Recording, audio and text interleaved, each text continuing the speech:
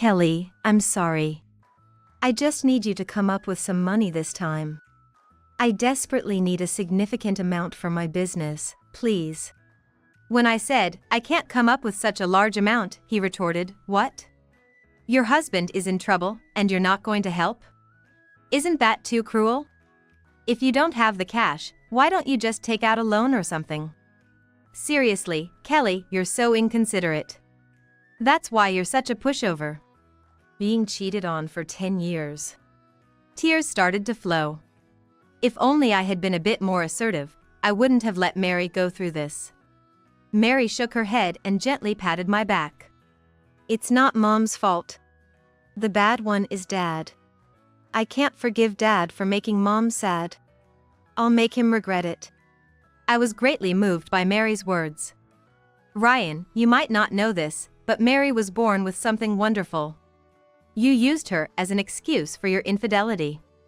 I truly cannot forgive you. Celebrating 20 years of marriage, and your birthday will be celebrated grandly with Mary. It's sure to be a lovely hell. I'm looking forward to it. My name is Kelly Morgan, a 44-year-old housewife. I live with my husband, Ryan, and our 17-year-old daughter, Mary. Ryan and I met 20 years ago. We were part of the same cohort when we joined a company as fresh graduates. Despite being called a tough job market, by the end of the year, it was just the two of us left out of the original 7. Until last week, Susan, who was among the closest of our cohort, was also hanging in there. Susan pushed herself to the limit but ultimately reached her breaking point. I wished I could have worked more with Kelly and Ryan. But it seems like I can't anymore. You two keep it up, she said before leaving the company. The work given to newcomers was tough, and I thought about quitting many times. Having a father who ran his own company, somewhere in my heart, I harbored the thought of maybe I should help out with my father's business. However, going out for drinks with Ryan after work almost daily, venting our frustrations, and licking each other's wounds somehow kept me going. Eventually, Ryan and I naturally started dating. It was comfortable being together, and we felt a mutual respect for each other. Being with Ryan felt like a reward for all the hard work. I thought it was just my one-sided feeling, but Ryan said, I'm really glad I worked hard. Because it allowed me to become Kelly's boyfriend. It was the moment I felt we truly understood each other. After 2 years of dating, Ryan and I got married. 3 years into our marriage, our daughter Mary was born. Wow, doesn't Mary look just like me? Look, she's making the same faces I did when I was a baby, Ryan said, adoring our daughter when Mary was born. Back then, Ryan was really proactive about parenting. I want to show Mary all kinds of beautiful things, Ryan said, so we took our young Mary to places with beautiful scenery on trips. However, the immense happiness we felt was short-lived. When Mary turned 3, we started to have concerns. It was when I went to pick Mary up from daycare.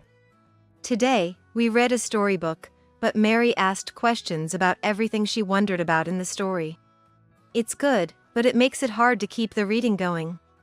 Her childcare teacher said that. There were also comments like, when Mary gets focused on drawing or reading storybooks, she doesn't respond even if you talk to her. The other day, she was so engrossed in her drawing she ignored her lunch. How is she at home? At home, Mary sometimes wouldn't touch her food when she was focused on something. After getting home, I talked to Ryan about it. Maybe Mary's development is delayed. You know, Kelly, you're a bit like that too, right? She must have gotten that from you, he said with a laugh. Even knowing it was Ryan's usual teasing, it was a bit irritating. It seemed too early to conclude that Mary's development was delayed. Come on, Mary is so cute anyway. Lucky you, Mary. You look like me, so you're gonna be a beauty when you grow up. If you'd looked like Mom, you'd be a sure bet for an orangutan. Ryan joked, thinking Mary, at just 3 years old, wouldn't understand him. I hugged Mary, who was looking at Ryan with a puzzled expression. Ryan didn't know. Mary is much, much smarter than he thinks. When Ryan's not around, she'd say, Mom is cute. It's meant to say someone looks like an orangutan. Dad is handsome, sure, but maybe his personality isn't the best. But let's not tell Dad, showing an unexpectedly mature side. Similar concerns continued while Mary was at daycare. Worried beyond measure, I decided to consult a pediatrician before Mary started elementary school. After explaining Mary's behavior at home and in daycare, we were advised to undergo tests at a specialized hospital. Holding the referral letter tightly, Mary and I went for the tests to measure her intelligence. The results were shocking. Kelly, Mary's IQ is 170. It turns out Mary is what you'd call gifted. I knew such kids existed from magazines and the news. But I never dreamed my own child would be one. I was torn about whether to tell Mary herself about this fact, but after asking the doctor who conducted the tests, they explained it to Mary in a way she could understand. Mary just listened and said, so at the time, I wasn't sure if she really grasped the situation. However, on the way home from the hospital, Mary, holding my hand, looked up at me and said, "Mom, don't tell Dad, okay? I've heard that gifted children understand things quicker than others," and at the age of 6, Mary seemed to understand her own situation. When Ryan and I had been married for 10 years, he announced he was quitting his job to start his own business. "Your dad built his company from scratch, right? I want to do the same," he said, and started visiting my parents' house for advice. I was honestly surprised when I first heard about independence. Mary was still in elementary school, and I was worried about our financial future. However, my parents thought highly of Ryan for earnestly seeking advice. Ryan was sincere about his future plans. He said he decided to start his own business thinking about your future. If that's the case, I'm willing to support him. Your happiness is what matters most, my dad said happily, offering to help with the startup funds. With such support, Ryan successfully started his own company. From that time on, Ryan rarely came home. He must be busy with the new business, I thought, so I focused on keeping the home front running while continuing my job. No one besides me knows that Mary is gifted. Ryan still seems to think Mary's development is delayed. According to Mary, that's fine by her. Dad feels safe thinking I'm just a bit slow. Indeed, Ryan tends to choose who he spends time with. Due to his pride, he often avoids people who are more capable than he is. That's probably part of why he wanted to start his own business. He looks down on me a bit, too. Mary understands Ryan's personality and acts accordingly. Then one day, Ryan came out with this. "I've been busy since starting up the business, so I rented a condo close to the company." It was after the fact. I was curious where the money for the condo had come from, but it turned out my dad had let Ryan use one of his own properties. I thought it was too lenient, just like me, but it was too late. Since then, Ryan naturally stopped coming home. Even when I suggested I could occasionally clean the condo, he said, "I only go there to sleep late at night, so it's not messy," refusing to let me in. Not only that, Ryan also stopped contributing financially to the household. It's tough managing funds right now. It's just for the beginning. Once things are on track, I'll definitely start contributing. In fact, I'll spoil you rotten. I wasn't interested in luxuries. Still, wanting to support Ryan, I managed on my salary alone. I sometimes worked overtime for our finances. So I gave Mary a smartphone. It was my old device with a new SIM card. "Don't worry, I won't use any harmful sites. I've got GPS and security all set up," she assured me, quickly mastering how to use the smartphone. Then, she said, "Shouldn't we put GPS on Dad's phone too?" I couldn't understand why Mary would say that. Or more accurately, I pretended not to understand. Dad's just living between the company and the condo. Sometimes he comes home, but that's like once a month, right? What's the point of putting GPS on Dad's phone? I said that to Mary, but really, I was saying it to myself. Then Mary said, with a sad smile, "Mom, you really trust Dad, huh?" Mary is sharp. It was like she could see right through me. Of course, there were insecurities. I often wondered where Ryan was and what he was doing when he wasn't home.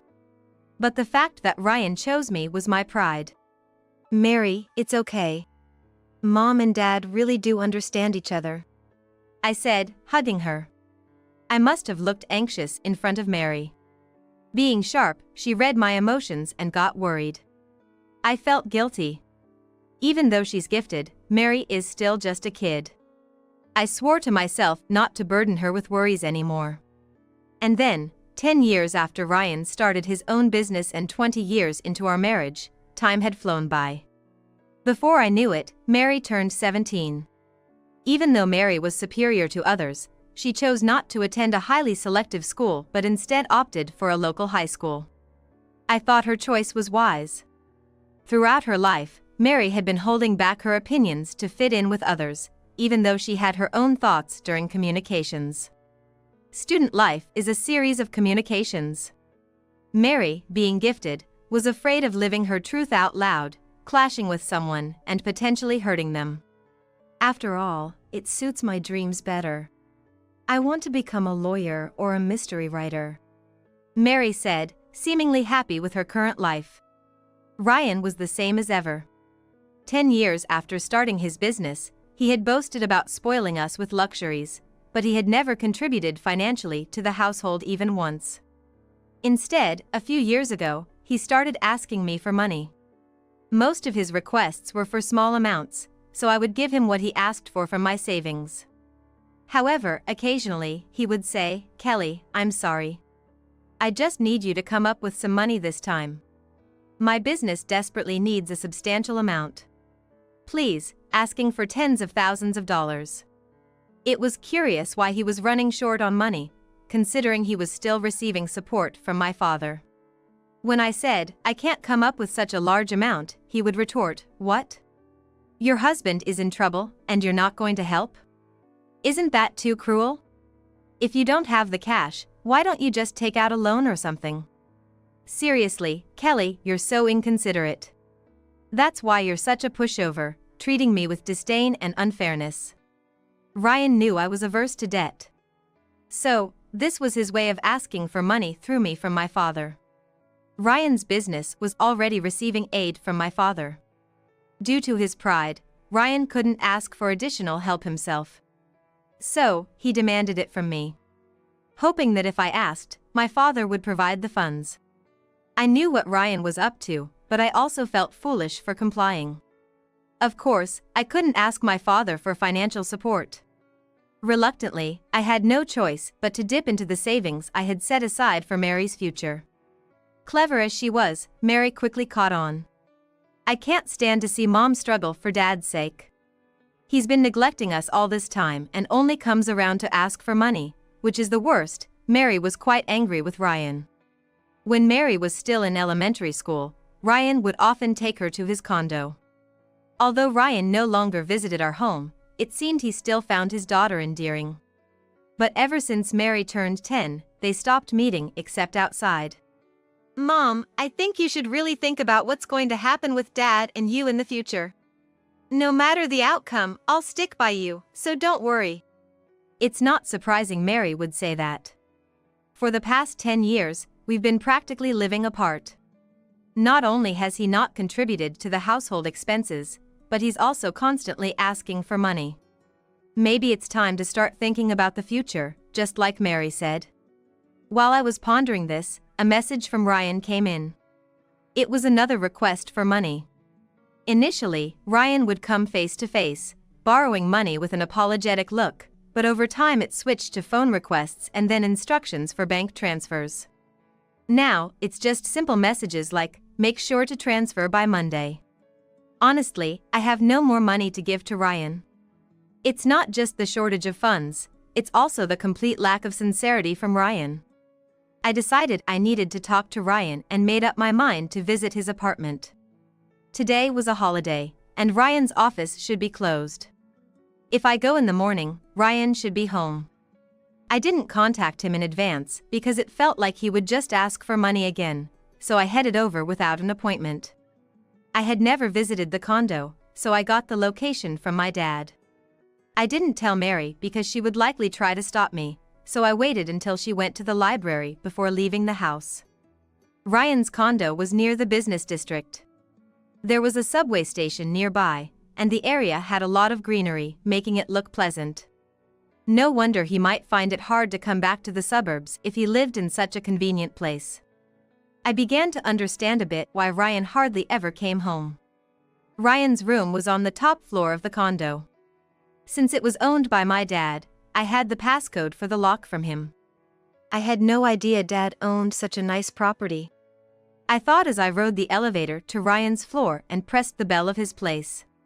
No answer at first, so I pressed it again. Then, I sensed someone approaching from inside, which relieved me. He might have been sleeping since it was the morning.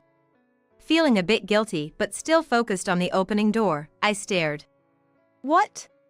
The person standing behind the open door made me exclaim in surprise. The person I saw wasn't Ryan. I instinctively ran back around the corner of the hallway. Maybe it's the mail? I couldn't see her face clearly, but it was definitely a woman. Ryan was living with another woman. I just took the elevator down and left. I hadn't completely ruled out the possibility that Ryan might be cheating. But I never imagined he would be living with someone else. With my mind in a haze, I went back home. Mary was there when I got back. She approached me with a stern look. "Mom, where have you been? You look pale." Thinking I shouldn't worry Mary any further, I forced a smile and responded. "I just went for a little walk. The weather was so nice." But Mary immediately countered. "A walk? Why would you go all the way to the business district for a walk?" Her words made me freeze. How did Mary know I went towards the business district? "Sorry, I put GPS on your phone too." "Mom, you went to Dad's condo, didn't you? You found out the truth, didn't you?" Hearing Mary's words, I sank into the sofa, feeling drained. Then, sitting next to me, Mary said, "Mary, it's okay. Tell me everything, okay?" When I said that, Mary nodded deeply. I remember it vividly, though I was only about 2 years old at the time. Dad took me out, and there was a woman I didn't know. When Mary was little, Ryan often took her out in the stroller for walks. He used to tell me, "Kelly must be tired from taking care of Mary every day, so just relax at home." Sometimes it was the same woman, sometimes different ones. Dad has been hanging out with various women since a long time ago. It seemed that Ryan's active involvement in taking care of Mary was just an excuse to meet women. Normally, memories from when one is 2 years old might be forgotten. But Mary is gifted. Mary, with her exceptional memory, still remembers everything clearly. When Dad moved into the condo near his company after starting his business, he took me there a few times. And sure enough, there was a woman there. Dad thought of me as a naive child who wouldn't mind the presence of a woman he didn't know. That woman was always at the apartment. Mary said, pulling out a smartphone. It was the smartphone I had given her when she was still small. Mary turned it on and showed me several photos. Dad has been with this woman for 10 years. I was shocked when I saw the photos. "Susan?" It was Susan, who had been our co-worker, looking cozy with Ryan. The photos were dated starting 10 years ago, with new ones added yearly. Cheated on for 10 years. These were photos Mary had been taking all along. I wondered how Mary, with her superior understanding, felt knowing the truth about Ryan. And why she continued taking these photos. Just thinking about it made my heart ache. "Mary, I'm sorry. I didn't mean to make you go through such hard times." Tears started to flow. If only I had been more assertive, I wouldn't have let Mary endure this. Mary shook her head and gently patted my back. "It's not your fault, Mom. The bad one is Dad. I can't forgive Dad for making Mom sad. I'll make him regret it." Mary's words struck a chord with me. Make him regret it? The idea sounded ominous, but honestly, my curiosity was piqued. Dad and that woman are planning a trip soon. You know, Dad's birthday is coming up. It's their celebration trip. She posted about it on social media. Such a need for approval. Mary said, somewhat gleefully. She must have some plan to teach him a lesson. I listened to what Mary had to say next. Shouldn't we let his mistress celebrate Dad's birthday alone? Why don't we also celebrate it grandly? Before I knew it, my tears had stopped. I was so glad Mary was my daughter. If it hadn't been for meeting Ryan, I wouldn't have had Mary. I suppose I should thank Ryan for bringing Mary into my life. When you think about it, planning a vacation with his mistress on our 20th wedding anniversary is quite bold. I'm curious how Ryan, who always asks me for money, managed to come up with the funds for this trip. Right now, my phone is buzzing with messages from Ryan asking, "Did you transfer the money?" Sadly, there will be no more transfers from me to Ryan. Maybe it wouldn't have been so hard if the mistress had been a complete stranger. But why did it have to be Susan, someone we knew? Looking at the pictures on Mary's phone, I couldn't help but chuckle. Ryan, you thought we knew nothing, living as you pleased. You married me for my father's wealth, didn't you? Weren't you going to spoil us with luxury once you started your own business? I'm not interested in luxuries, but I wish you hadn't made promises you couldn't keep. You might not know this, Ryan, but Mary is an incredible child. She has witnessed your infidelity from a young age and, despite that, tried not to hurt me by keeping your secrets. You used Mary as an excuse for your infidelity. You wanted to show Mary all the beautiful things, you said, but instead, you've shown her quite the opposite. I can't forgive you for that. 20 years of marriage, and now, on your birthday, Mary and I will celebrate it grandly. It's going to be a splendid hell, for sure. I'm looking forward to it. Today is Ryan's birthday. Mary and I are in the business district early in the morning / heading to that infamous condo of Ryan's. Mom, no matter how emotional you get, make sure Dad doesn't see you. Mary cautioned me several times. Even knowing what's going on, it's hard not to be shaken. Can I really face Ryan and Susan together and remain calm? That's why Mary is here with me today. As we hide in the bushes on the property, Mary whispers, "Here they come," and pushes me behind the building. There, in the parking lot, is Ryan's car. Soon after, Ryan came out of the apartment. And Susan followed him. It really is Susan. They were loading large bags into the car. Presumably setting off on a trip. Just as I thought. I even know where they're going. Mom, that Susan is quite the sharer on social media. She's been posting pictures saying, "We're going here for his birthday trip." The place Susan posted on social media was a scenic spot our family of 3 had visited when Mary was still a baby. Back then, Ryan had said, "When Mary's older, we'll definitely come back here all together." Ryan, who only makes promises he can't keep, now seems to be taking his mistress instead. I was beyond words. Consumed with anger and frustration. Mom, pull yourself together. Look, we're going too. Mary said, snapping me out of it. Right, we had to make Ryan regret his actions. That's what we had been preparing for. By the time we realized it, Ryan's car had already left. Mary took my hand, and we started our plan. 6 hours later, Mary and I were in a hotel room. Mary placed a tablet on the table and opened a video site. We watched the screen intently, holding our breath. The screen showed a large atrium, with a small stage at the front and a grand piano nearby. Probably a place where events are held regularly. It was a bustling spot, surrounded by eateries with tables and benches set up, resembling a stylish food court. As evening approached, the area was lit up, making it a popular spot. On the screen, as the day started to fade, the lighting began to change. "They're here," Mary said, drawing my attention to the screen where a person resembling Ryan appeared. A woman who looked like Susan was by his side. Soon after, Ryan and Susan appeared, holding hands like teenagers. They sat close together on a bench. Mary had anticipated that they would come here. Actually, I kind of led them here. I left an anonymous comment on social media. "If you're staying at this hotel, I recommend coming to this spot at this time." Susan seems to love spots that are perfect for social media, so I was sure they'd come. Mary had analyzed Susan's preferences based on her social media posts. The clock struck 4 p.m. Then, something happened on the screen.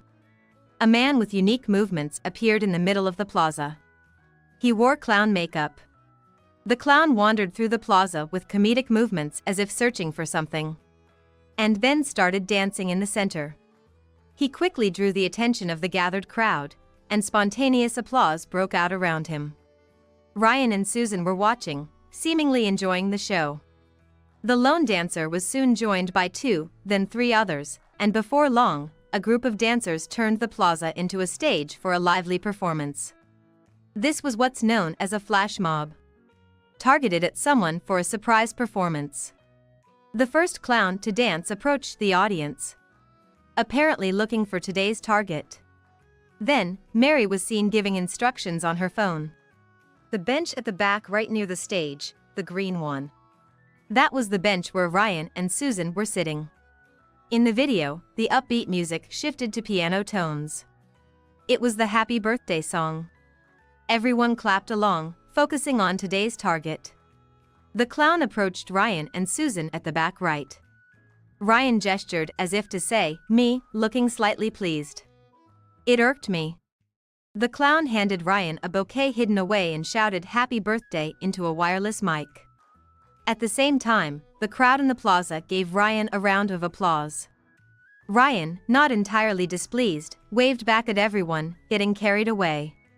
"Now, Dad, the real fun begins," Mary said as the clown pulled a letter from his pocket. "I have a letter from your family," he announced, glancing at Susan next to Ryan, probably mistaking her for his wife. Susan looked incredibly uncomfortable. And Ryan, even through the screen, had a clear "oh no" expression. The oblivious clown, all smiles, began to read the letter. "Oh, from your daughter. Dear Dad, happy birthday. Are you enjoying your trip today? Oh, your daughter couldn't come, huh?" The clown read cheerfully, while Ryan looked desperately uncomfortable. He looked wondering how Mary knew about the trip. Unperturbed, the clown continued. "We visited this place nearly 20 years ago as a family, remember? The scenery was beautiful. I still remember it. I wished we could go as a family again, but it's a shame we can't." Ryan, flustered, gestured frantically for the clown to stop. Susan, too, looked like she wanted to disappear, her face hidden behind a mask. But apparently unable to leave because of the camera in front of them, they stayed put. The clown, slightly puzzled, read on. "Take lots of pictures of the beautiful scenery for me. I'll be waiting at home with Mom." Huh? Looking at Susan, who was avoiding eye contact, the clown continued. "Oh yes, happy 20th wedding anniversary. I sent a gift to the hotel, so please pick it up." So your daughter and wife are at home? Then who is this woman?" At this point, Susan, unable to bear it any longer, forced a smile at the camera and dashed off. Ryan was left and stared after her as she ran. What an undignified scene. The audience around the plaza began to murmur. Social media is blowing up. The video was being streamed live. It was part of a project by a streamer friend of Mary. The channel was said to be popular, especially among viewers who like surprises and surprises. And now, viewers were flooding social media with comments about the live broadcast. "What's this? The family's at home, huh? That woman couldn't possibly be. Wow, this is genuinely entertaining. The husband is totally cornered." The live stream seemed to be coming to an end. On the screen, a clown waving happily and Ryan with a pale face were displayed. After that, Ryan likely dashed off from the scene. He had embarrassed himself in front of the world via a live broadcast. Served him right. I was quite satisfied by this point, but Mary's revenge was far from over. "Come on, Mom. Let's move on to the next part of the plan," Mary said, and I nodded deeply, standing up. Mary and I came to a door marked 1102. I was about to knock, but stopped when I heard a man and woman arguing inside. So I paused to listen quietly. "It's all because you ran away there, making me look even more like the bad guy." It's humiliating. It's your fault. What if my family finds out? It was Ryan's voice. Unmistakably. We knew it was Ryan's room and had come here on purpose. Looking closer, a jacket was wedged in the door, preventing it from closing completely. It is probably why their voices were leaking out. What? You too, knowing your daughter knows we're staying here. You always said, the kid's not bright enough to figure it out, and blabbed away, right? It's always been like this since back then. Susan was giving as good as she got. From my perspective, they were both as bad as each other. Mary and I sighed and then entered the room. Dad, your voice is echoing down the hallway. What a waste to spend your birthday arguing like this. Let's talk about something more constructive, shall we? Mary appeared suddenly in the room, causing Ryan and Susan to look incredibly surprised. Whoa! Mary! How come you're here? And Kelly too! Ryan broke into a cold sweat. Susan grimaced and tried to retreat further into the room. Dad, did you read my letter? I told you I sent a gift, didn't I? Are you disappointed it's just us? It's nostalgic, isn't it? This place is full of our family's memories. Dad, why are you here with this person? Mary straightforwardly asked Ryan. He didn't want to show his uncool side to Mary and faked a smile to appear calm. Yeah, I just happened to be on a business trip today. Nostalgic, right? We all came here together in the past. This person is a colleague from work. Yeah, my secretary. That's why she's with me. His attempt at appearing calm was far from successful, and his excuses were unconvincing. I couldn't help but ask Ryan. Oh really? Since when did Susan become Ryan's subordinate? You're mostly working from home, right? And you need a secretary? Ryan glanced at me with a bit of irritation and said with a forced laugh. Since last month. Even with remote work, I need a secretary for schedule management and such. It just so happened that Susan joined our company last month. Really, it's all a coincidence. It might seem like you're suspecting something, but there's nothing shady going on. His tone always gets harsher when he's speaking to me. As if he can't help but scorn. Mary countered. Dad, is it okay to speak to Mom like that? Do you know how much Mom has struggled these 10 years? And on top of that, you cheated on her and begged her for money. You're really the worst. Ryan seemed shocked to be called the worst by his daughter. Susan clicked her tongue upon seeing Ryan like this. Dad, I know everything. This person isn't just a secretary. You've been with her for 10 years, right? I remember when we went to the apartment, she was there. And this person, she told me, you're lucky you don't resemble your mom. I was young, but I thought, who is this lady? It was so rude, I remember it very well. Susan grimaced and moved forward. I pulled Mary closer to protect her from Susan's approaching anger. Besides, Dad has been cheating with various people right after marrying Mom. I remember, when you said we were going for a walk, you were actually meeting with women. Hearing this, Ryan looked at Mary with a puzzled expression. As if he couldn't comprehend what she was saying. Wait a minute.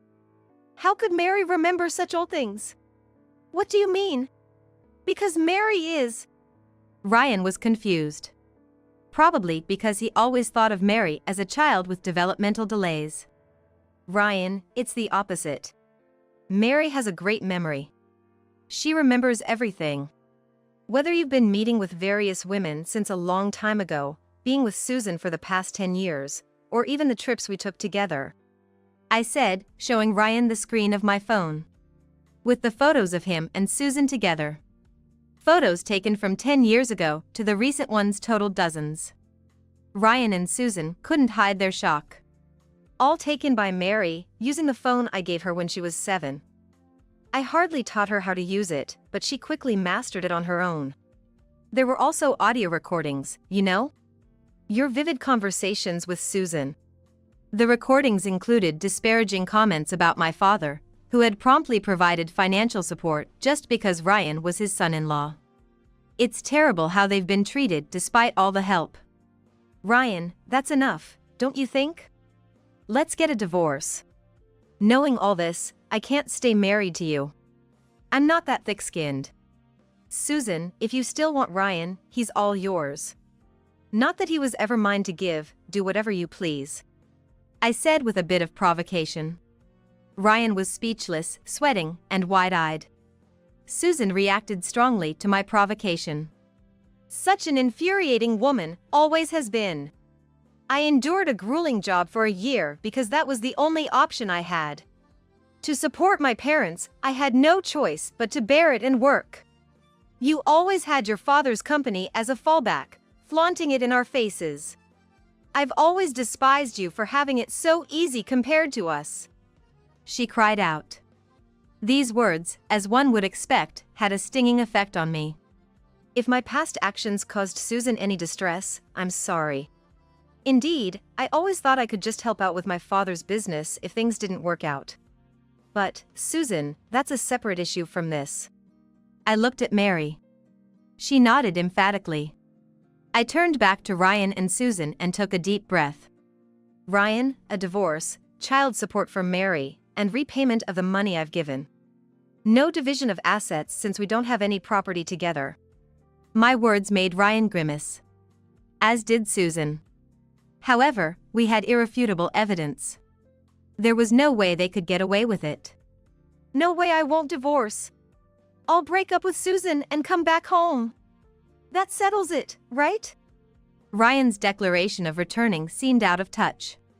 What did he hear? We were already over, it was the end. If Ryan doesn't want a divorce, I guess there's no problem. Such naivety from both sides. I had no choice but to not stay married. Dad, it's time to let Mom go. She's not your wallet. The divorce is final, struggling is futile. Mary said before going up to Ryan, pleading. Mary! You're gonna stay by my side, right? You're gonna choose me over Kelly, right? You've always been closer to me, haven't you? Come on, Mary, stay with me. His voice was breaking towards the end. After deceiving us for over a decade, Ryan could certainly put on an act. Dad, I told you I remember everything, right? Your affairs, begging Mom for money, and yes, I remember you loving me too. Mary said, causing Ryan to start crying. This time, it seemed genuine. Really? You remember all that? Thank you, Mary. So, how about we live together from now on? I'll make sure you go to college and get you a good job. Let's live together, okay, Mary? Ryan said, reaching out to her, but Mary pushed his hand away. What? Live together? How could we possibly do that? I remember all too well how much you hurt Mom. I've decided I will never forgive that. She said, then walked over to me. And she left the room. Ryan crumpled to his knees. And was sobbing. I was about to leave too, but Ryan stopped me. I turned around, half expecting his melodrama. Near the window, Susan, having resigned to her fate, was smoking a cigarette with a distant look. Kelly, I'm sorry. I'm truly sorry. Forgive me. It's all my fault. So please, let's not divorce.